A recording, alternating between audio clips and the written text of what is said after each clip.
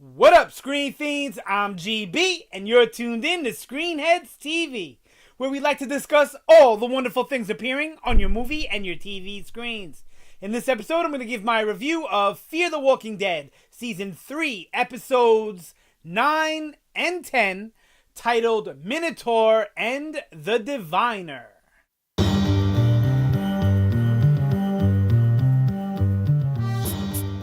Okay, so I've decided to combine episodes 9 and 10 in this review, really for no other reason other than that's how they aired them. But honestly, I don't mind it so much. You know, Fear isn't one of my most favorite shows. I do have a lot of problems with it, so I don't mind having to make one less video for this season, honestly. Even though this season has been a lot more enjoyable than past seasons. All right, still problems, but a lot more enjoyable. It seems like they've improved, even if only slightly. Okay. And I noticed one thing in watching last night's episode before I get into the actual reviews. You can really interchange any character of Fear with any situation or any bit of dialogue, and it still feels the same. What do I mean by that? I mean that it doesn't feel like Alicia, they write for Alicia. Like they write so that it feels like it's Alicia, which Walking Dead does very well most of the time. The regular show Walking Dead, where Michonne feels like Michonne in her dialogue, in her actions. Rick feels like Rick, for the most part. There are times when they slip, you know, even on the original show. But in Fear, it seems like it's always happening, to where I could put anyone's face behind that dialogue. I could put anyone's body in this particular scene, and it's going to feel the same. And that's a problem. That's one of the reasons why we don't get as immersed, or at least I don't, in Fear as I do with The Walking Dead, because it feels like I'm watching a TV show as opposed to watching real people in these situations. That's how I feel 95% of the time. Now, I didn't really realize it till last night, but then I start going back and thinking of it, and it's really true for most of the series. There might be certain scenes, certain dialogue, certain situations that does not apply, but for the most part, I mean 97% of the time, you can really switch anybody in and out of Fear, and it'll work the same way, or not work the same way in most cases. All right, enough rambling. Sorry about that. Let me get into the reviews. All right, first we're going to talk about Minotaur. That was the first episode. It was my least favorite of the two last night. Even though I enjoyed the Diviner better, there's big problem with Diviner. A big problem with Diviner. Whereas Minotaur doesn't really have too many problems. It was just very predictable. You know, it was very Fear the Walking Dead. You know, you saw what was coming, and certain characters didn't make decisions that made sense, or their behavior in certain situations did not make any sense. All right, so in Minotaur, we're basically dealing with the aftermath of episode 8, you know, with Jeremiah dying and then telling it's a suicide, then making a pact with Walker. And if you watch my predictions on the second half of Fear, which I made, you know, way back when episode 8 had first aired, I had said that this season was going to be all about the two communities coming together and then having a problem and, you know, destroying the community, basically, that they made. And few characters would make it out alive. And what else did I say? And there was going to be a big issue with water. And we got pretty much all of that in these two episodes. So that could be a good sign to where maybe we'll start to change things up as we go. Or it could be a bad sign that they're just going to draw these two storylines out throughout the remainder of the show. The season, anyway. All right, so Minotaur was dealing with all that. The aftermath, and then Troy and his feelings about the two communities coming together. And that's basically where the problems start. And that's what the whole episode was really about. The problems start with...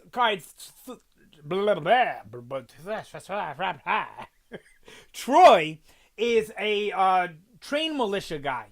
He's lived this life of a survivalist from a child.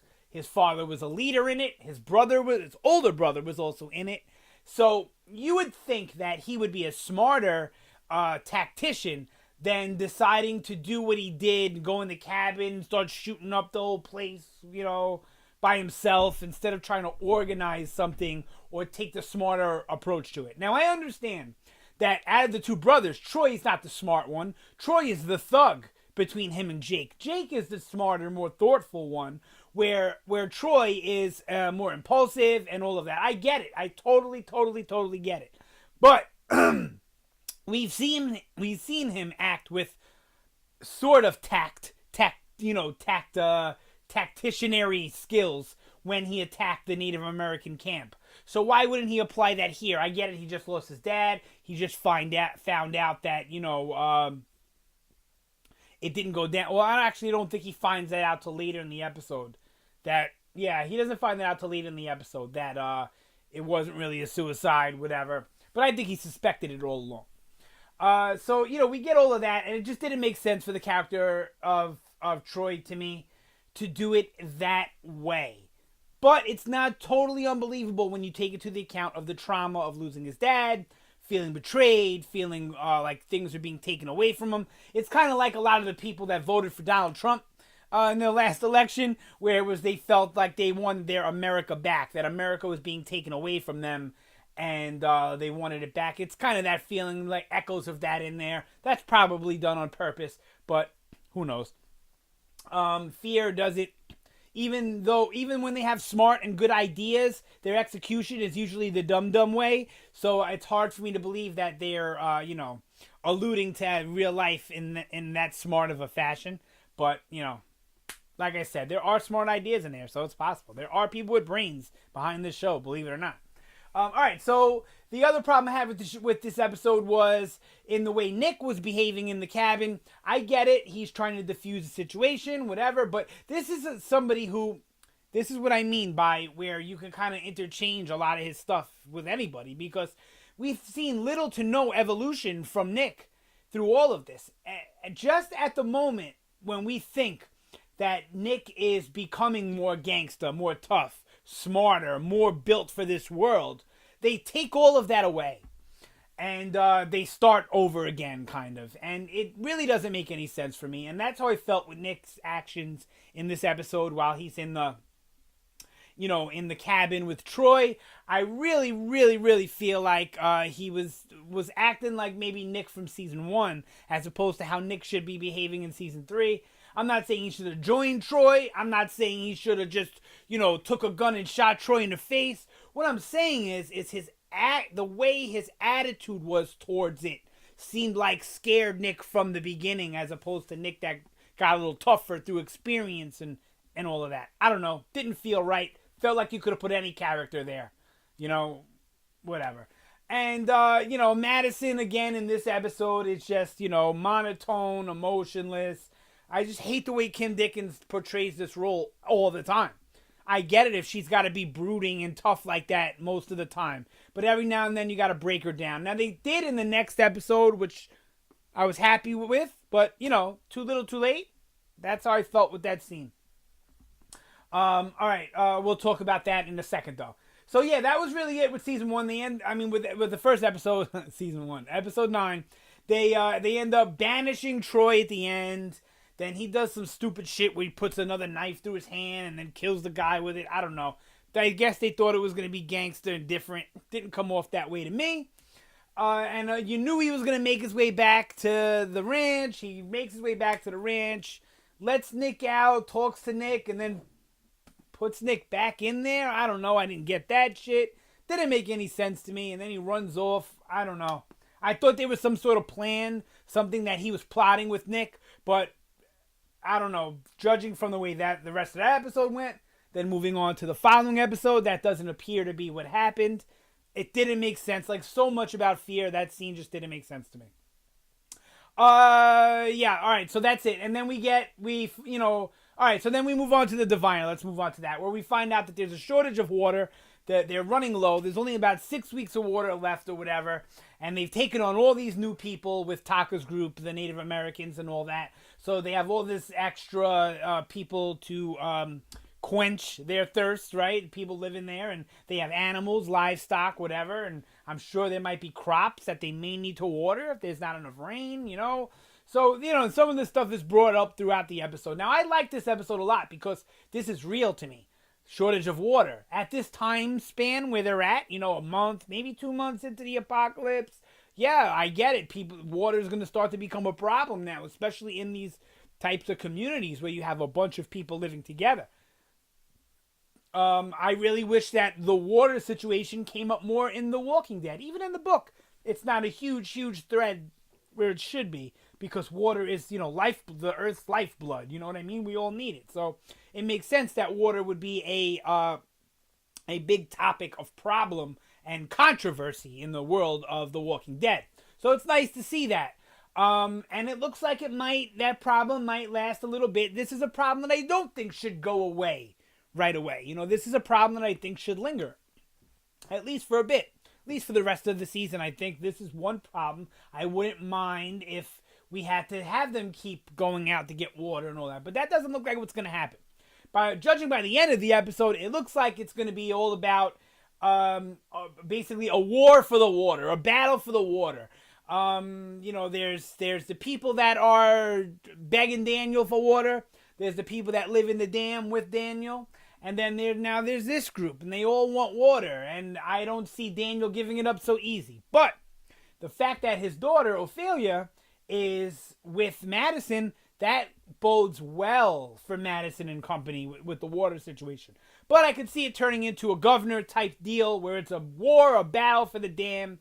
And then either our group is going to end up living in the dam for a season, or they're going to end up destroying the shit out of it, and they're all going to have to move on, which is probably the more likely scenario. But who knows? Knowing Fear, they held up in a hotel for a whole season, so it's possible they could hold up in the dam for a season, and it might not be a bad thing depending on how the story goes. Now, I liked a lot of the stuff with Taka and Madison, but once again, I feel like you could have switched their places in any scene and it would have felt the same. You could have put anybody there and it could have felt the same. Like, Taka's this big macho man, this big leader, this big Native American head honcho. And, he kind of bows to Madison in this episode, where he's not somebody to bow, not somebody to bend the knee, a la Jon Snow. In this episode, all of that seems to crumble, and Madison is basically the boss of the entire episode. That didn't make sense to me at all. But the hugest problem is the community that they go to get the water. I like this community. I love the idea of this community. Felt very Mad Max. Felt very post-apocalyptic. Name 100 post-apocalyptic movies here. But it's too soon in the apocalypse for something like this to exist. This is something that doesn't pop up until 2 years down the road. Not 2 months. I'm sorry. This place, right? This setting does not belong in the apocalypse at 2 months. I'm sorry. You spend the first year trying to survive. You spend the second year trying to build a community and trying to find out how to continue to survive and have a safe place in all this.